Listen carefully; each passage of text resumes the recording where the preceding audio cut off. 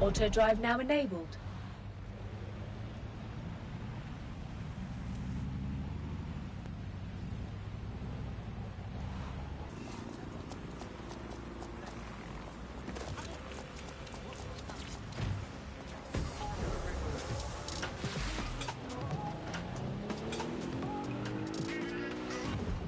This is London Calling. You're listening to me, Sam, on Buckingham at my former employer, the GBB. As we know, the broadcaster has been through a lot of changes since the Hassani government gave in to pressure from its corporate backers and privatised the situation. Today, it's become a tool used by the government to circulate fake news and misinformation. So how did we get here? Where did it all go wrong? How can we tell when our national media has become state propaganda? Our experts speak on conditions of anonymity for their own safety. Here's disinformation and media expert Charles, who's seen free broadcasters built up by journalists and torn down by demagogues all over the world. So before the media fragmented, there was this voice of authority that was trusted and worthy of trust. Then what we ended up with is a really commercial model where whether you're talking about an app on a smart device or whether you're talking about a broadcaster, the most important thing was to keep you in that environment for the longest amount of time possible. And because that meant money in their pocket. And in order to do that, a couple of things happened. One was the use of manipulative techniques around behavioral economics, things that would just keep you scrolling or keep you listening or keep you looking for more information. The second is that that kind of environment favors sensationalism. And so you got more sensational headlines and more sensational stories, and it didn't matter whether they were true or not. It just kept people in, and it kept them in the loop. So we ended up in a situation where nobody trusted anything, and nobody believed anything that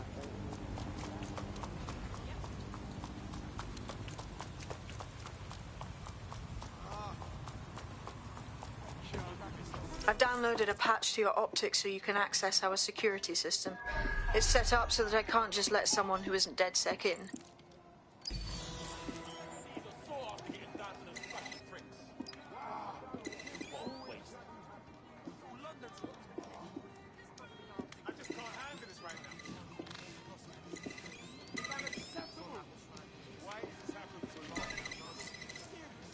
One of Sabine's, are you? I'll see you downstairs later then. In for a penny.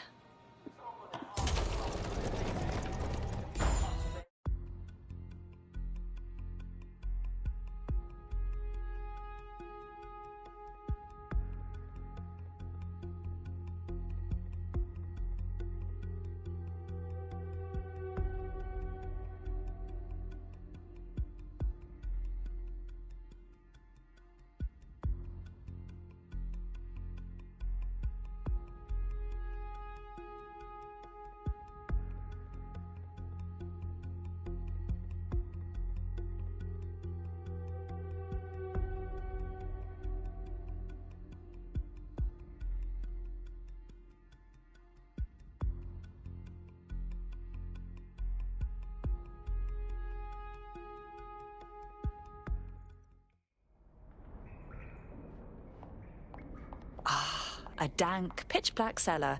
Just what I was hoping for.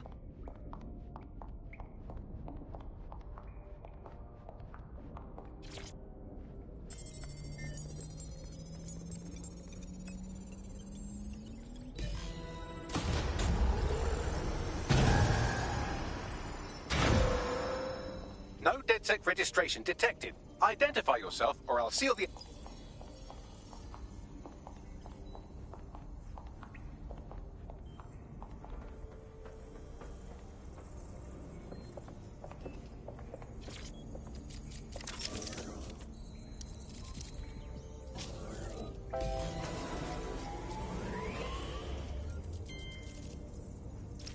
That's it. I'm reconnected to the network. Downloading our database, news archives, and... Oh.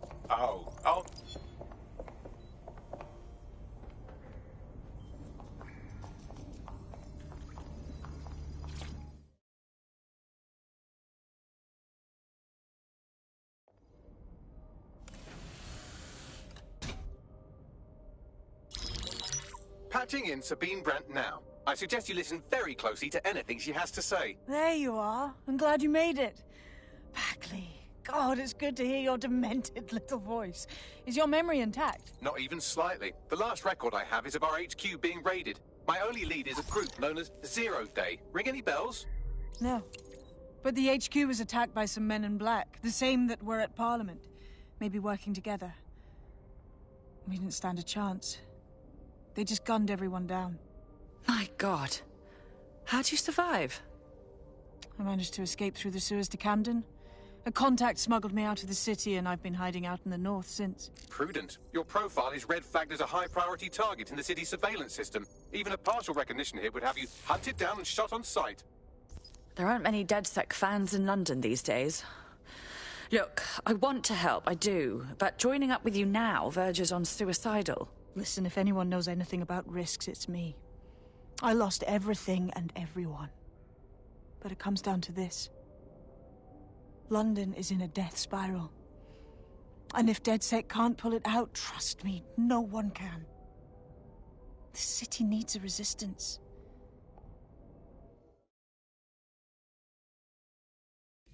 Now, it would be irresponsible of us to release you naked and mewling into the wild. You'll find equipment around the safe house that are...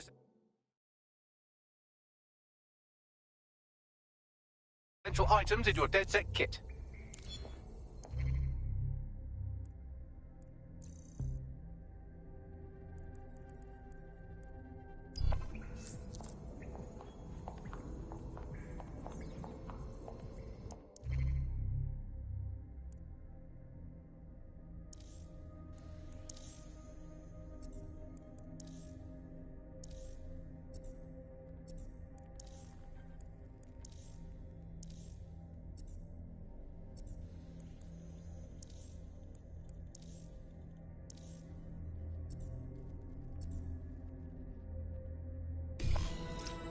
We have a sophisticated system for hiding your identity from facial recognition tech.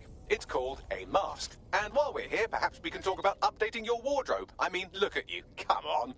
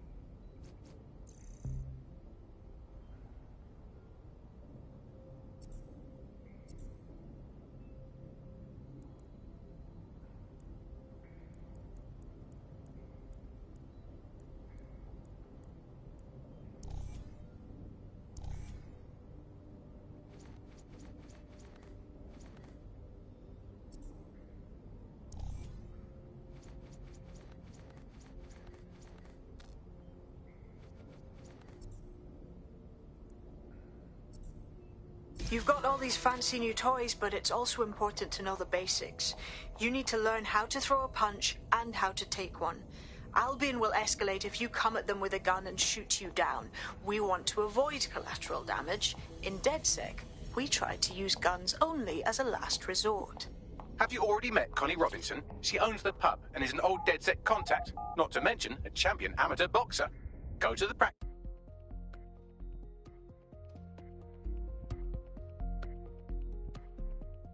Let's start with some basic strikes. Hit me. Don't be shy. Nice one! You want to get in under my block. Find the weak point. That's it! Donkey! Yes! Nice one!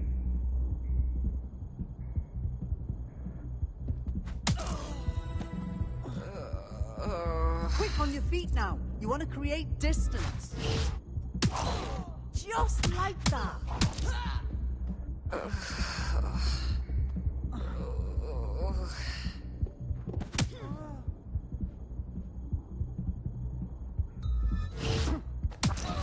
You're getting it.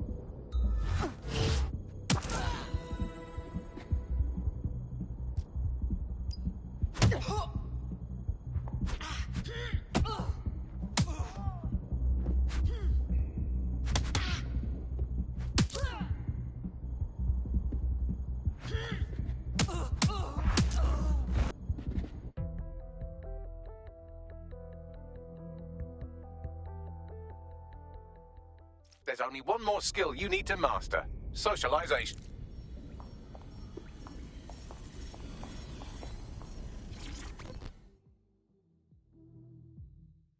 Welcome to the team.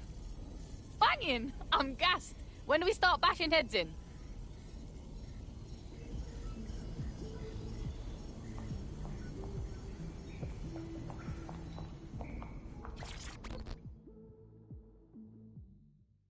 Good day.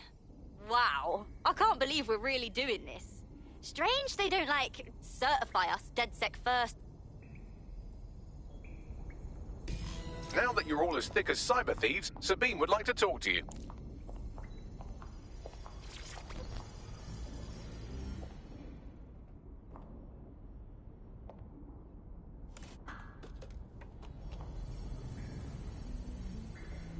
First order of business.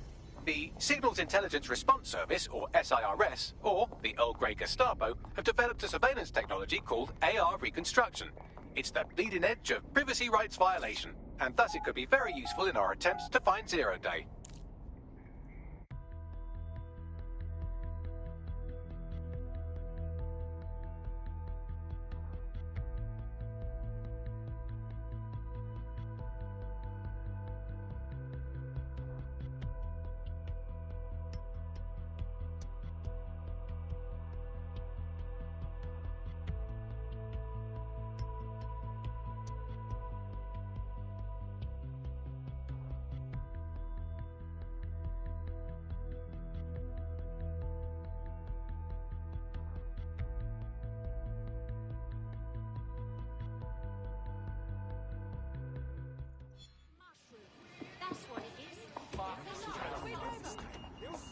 We have some damage control to do if we want to change the perception that we're a bunch of violent thugs.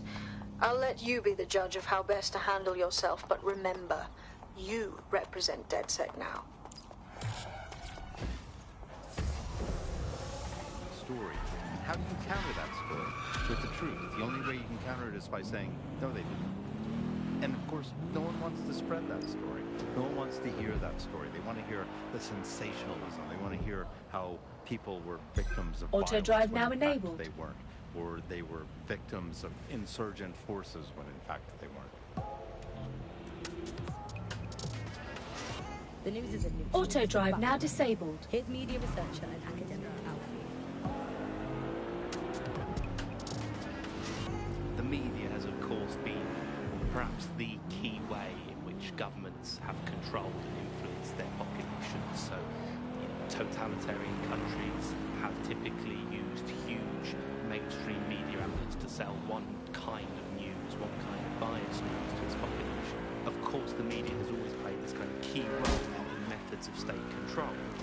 I think what's happening now is perhaps even more concerning, where previously, pre-crisis Britain, we had perhaps more diverse voices in the media, but now with the GBB, you're really only seeing one brand of news, and therefore only getting one truth. So people end up with a very biased and controlled idea of the reality and the world that we're actually living in. There was, of course, many concerns and many problems, but in a way there were some positive things, that like not all information was coming from one place, and so you'd have kind of far-right media outlets developing, and then left-wing media outlets developing to combat those, and then kind of challenge the mainstream newspapers, TV stations, radio, and make sure that people were questioning the validity and truth of the information they were receiving. So whilst there was the digital afforded more fake information, it also makes us suspicious and sceptical of information, and makes us question the information we're getting. And I think in pre-crisis Britain, it might not have seemed great at the time, but there was something positive about that. There was a lot of distrust in the media and in the different kinds of truths that were being told. Whereas now, I think we've seen a return to a more traditional and older, pre-digital sense, actually, of people just trusting what they're told, and that's why we have to be here at radio stations like this to challenge those conceptions. Most citizens feel pretty hopeless, I think, and unable to fight back against huge corporations that simply entrench and support the ideals and technologies of the state. It can seem very hopeless indeed, but I think, the fact that you're out there listening, we're here talking, shows that there is still space to combat false truths and disinformation that's being sold to us, and it's never possible really to completely shut down, despite all the technologies that they have at their disposal, and all the financial and corporate power, and all the physical power. It's never quite possible to shut down people's desire to get to the truth and fight for their own ideologies and values, and we're out here starting that task, so don't give up hope. You've been listening to Buccaneer with me, Tash. We'll be back soon with more of what you never hear from the GBB. Keep listening, keep sharing, and keep resisting.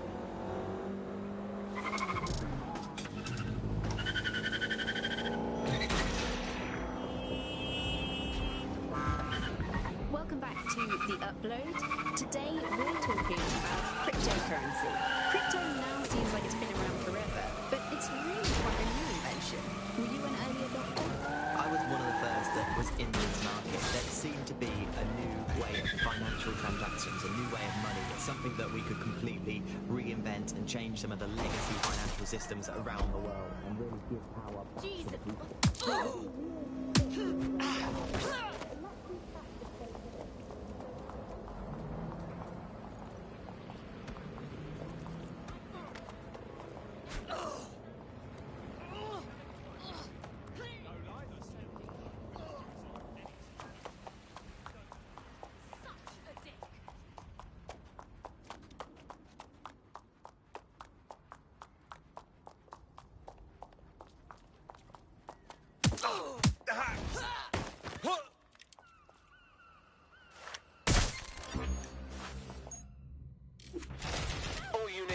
Suspect or suspects reported near your location.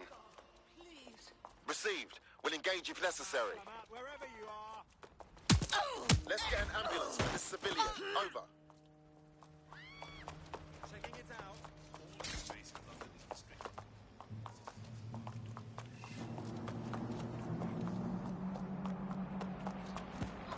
Mind where you're going, yeah? We are not settling out. I'm almost nostalgic for the feel of cash. Good old-fashioned. Anyone have visual? Anyone?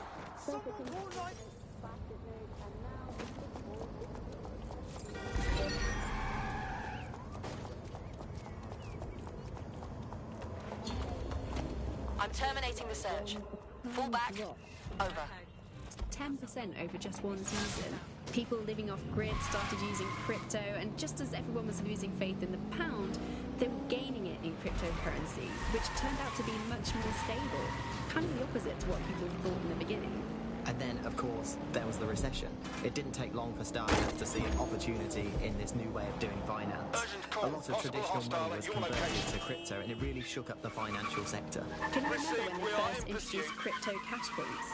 That was really sneaky. It was a classic startup behaviour. They just installed them everywhere. No consultation with the government, no approval or anything. But people immediately started to use them. Yeah, it kind of reminds me of how Bloom put out the Optic. They just made it free and flooded the streets with these devices. Everyone had it. If there's this great option of tech, people are just going to start using it. No matter what. Government actually tried to put a stop to the cash points, but people were using them so much already. There was outrage. I mean, some parts of London were already using crypto as their primary currency by then. And Can now, anyone see the or at suspect? least in theory, crypto is illegal. Yeah, in May this year, economists found that crypto was being traded more than a pound, and banks were not happy. They basically forced the government to ban cryptocurrency in a last-ditch effort to save the pound. But it's not like that's worked. People are still using crypto, and it's been pushed further, deeper underground. Things used to work fine with crypto, and it was just a system. Now it's all on the dark web, wrapped up again in organised crime. Yeah, if you want to make something thrive on the black market, just make it illegal. Britain has a long heritage in world-leading innovation. That's it. From the steam engine to the Spitfire, it is the spirit and ingenuity of our people that has made us strong. That is why at Albion, we believe in delivering the next generation of personalized security to all of our citizens. For when it comes to the future, it's your safety that's our security.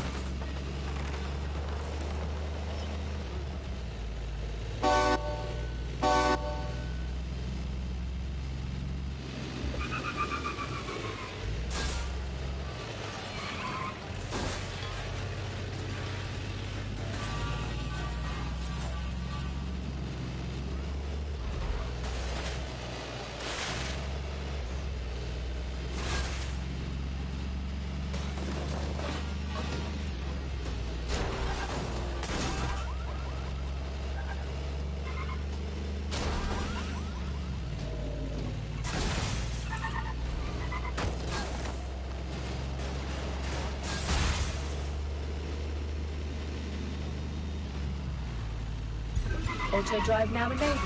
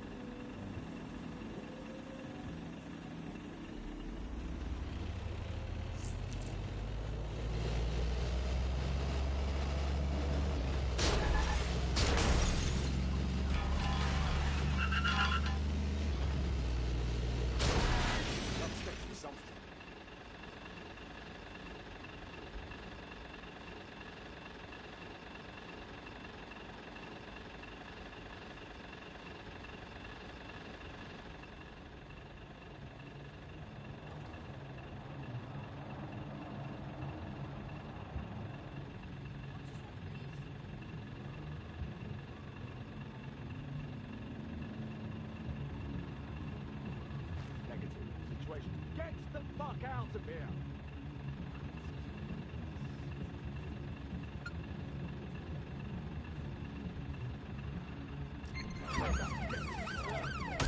Suspect reported in your area, potentially armed and hostile. Received. Let's keep this by the book. Over.